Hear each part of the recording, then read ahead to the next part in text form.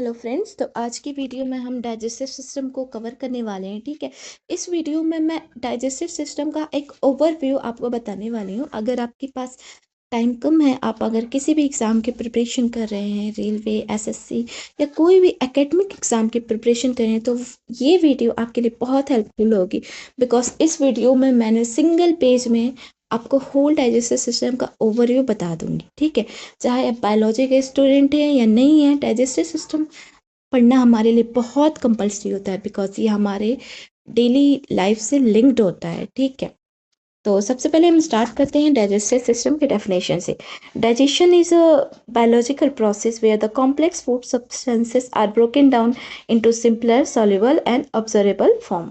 Digestion एक ऐसा process होता है जिसमें कॉम्प्लेक्स फूड जो होता है, जो हम कॉम्प्लेक्स फूड खाते हैं, जैसे कि कार्बोहाइड्रेट, स्टार्च, ये सब जो खाते हैं ना कॉम्प्लेक्स फूड, वो हमारी बॉडी में जा कर के सिंपलर में ब्रेक डाउन हो जाता है, इस ग्लूकोज में कन्वर्ट हो जाता है और हमारी बॉडी उसे अब्जॉर्ब करती है और एनर्जी देती है। ठीक है। तो डाइजेस्टिव सिस्टम जो होता है ना, इस पहले तो मैं आपको बता दूं, ये जो पूरा आप एलिमेंट्री कैनाल देख रहे हैं, ये पूरा माउथ से लेकर के एनस तक, ये पूरा एलिमेंट्री कैनाल है। इसकी लेंथ होती है अप्रोक्स 9 मीटर। फीट में बात करें तो 30 फीट इसकी लेंथ होती है। एलिमेंट्री कैनाल में क्या क्या आते हैं? बकल कैविटी आता है। बकल कैविटी में क्या क्या होता है? टिथ, टंग, सैलिवरी ग्लैंड, 3 चीज होते हैं। ठीक है। फिर आता है उस इसोफेगस, ये इसोफेगस है। इसोफेगस के बाद स्टमक, स्टमक के बाद ये रहा आपकी स्मॉल इंटेस्टाइन, स्मॉल इंटेस्टाइन के बाद आपकी लार्ज इंटेस्टाइन। कुछ एसेंशियल ग्लैंड्स भी इसमें आते हैं जो हमारे डाइजेशन के प्रोसेस में हेल्प करते हैं। सैलिवरी ग्लैंड जो हमारे माउथ में प्रेजेंट होती हैं। ठीक है। फिर आती है गैस्ट्रिक ग्लैंड जो स्टमक में प्रेजेंट होती है, एंड लिवर, पैंक्रियास। ठीक है। तो चलिए हम माउथ से स्टार्ट करते हैं। पूरा रीजन है माउथ। मैंने बताया बकल कैविटी में 3 चीज होते हैं, teeth, tongue and salivary gland. तो चलिए हम सैलिवरी ग्लैंड के बारे में पढ़ते हैं। सैलिवरी ग्लैंड भी 3 टाइप के होते हैं, पैरोटिड, सबमैंडिबुलर एंड सबलिंगुअल। जो पैरोटिड होती है, ये कितनी होती है? पैरोटिड जो ग्लैंड होती है 2 होती है, हमारे कानों के पास प्रेजेंट होती है। ठीक है। ये 2 नंबर में होती है, ये सबसे लार्जेस्ट सैलिवरी ग्लैंड होती है। ठीक है। और जो सब लिंगुअल होती हैं, ये कहाँ प्रेजेंट होती हैं? टंग के नीचे प्रेजेंट होती हैं। ठीक है। और ये सबसे स्मॉलेस्ट सैलिवरी ग्लैंड है। और जो सब मैंडिबुलर होती है, इसको सब मैक्सिलरी भी बोलते हैं, ये सबसे ज़्यादा सलाइवा प्रोडक्शन करता है। जो टोटल सलाइवा 70 से 75% सलाइवा कहाँ से प्रोड्यूस होता है? सब मैंडिबुलर से होता है। अगर क्वेश्चन आ जाए सबसे लार्जेस्ट सैलिवरी ग्लैंड कौन सा है, तो पैरोटिड है।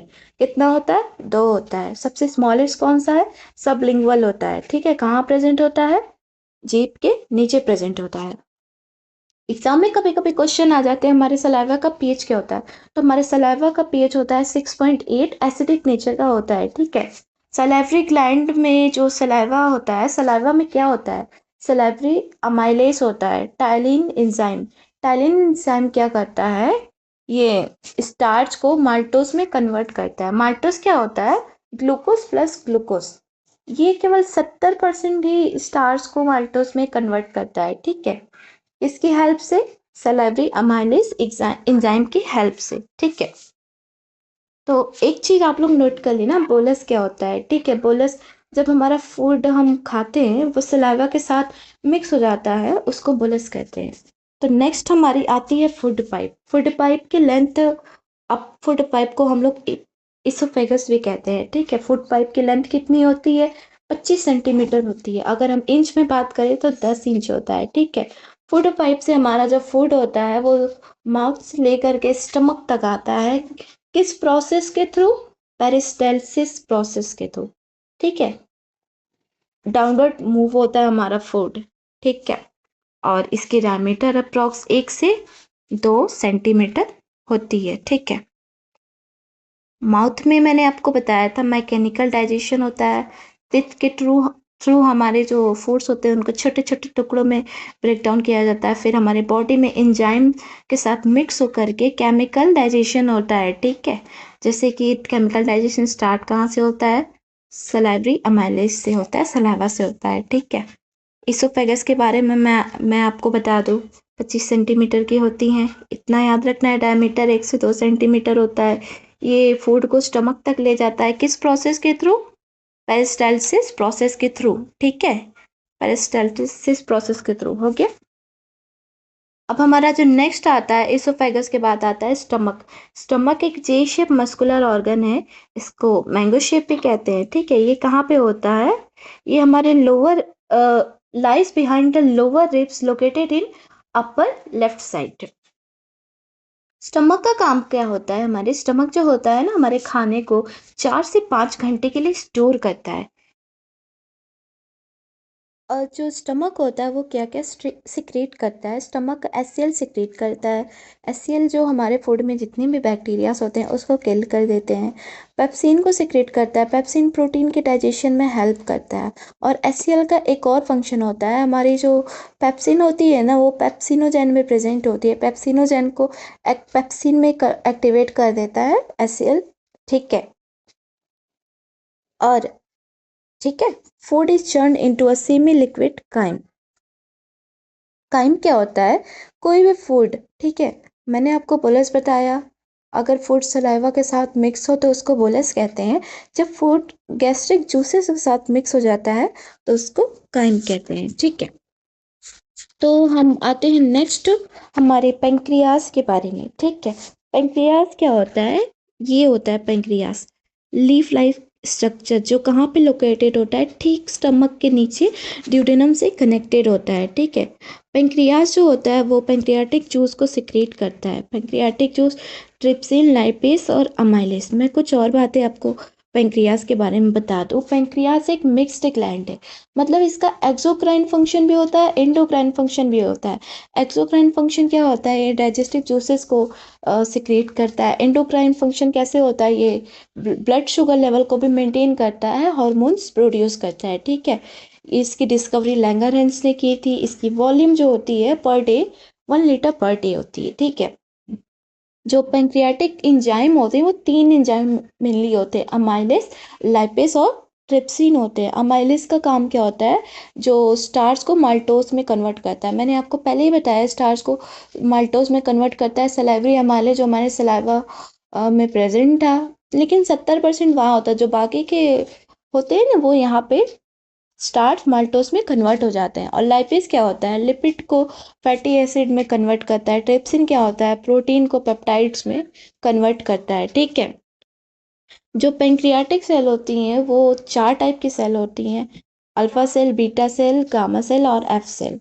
तो हम यहाँ पे ज़्यादा डिस्कस नहीं करेंगे। जो अल्फा सेल होता है वो ग्लूकागोन को प्रोड्यूस करता है। ग्लूकागोन हमारे ब्लड शुगर लेवल को इंक्रीज कर देता है। अगर ब्लड शुगर लेवल किसी का कम है तो उसको इंक्रीज करके मेंटेन रखता है। बीटा सेल क्या होता है? हमारे इंसुलिन को प्रोड्यूस करता है। इंसुलिन अगर ब्लड शुगर लेवल किसी का बहुत ज़्यादा हाई है तो उसको कम कर देता है। अगर किसी में इंसुलिन बनना बंद हो जाए तो उस पर्सन को डायबिटिक हो जाती है, वो पर्सन डायबिटिक, ठीक है। तो अब आते हैं स्मॉल इंटेस्टाइन पे। तो स्मॉल इंटेस्टाइन हमारी ये जो दिख रही है ऑरेंज कलर में, जो स्टमक के बाद नेक्स्ट आती है स्मॉल इंटेस्टाइन।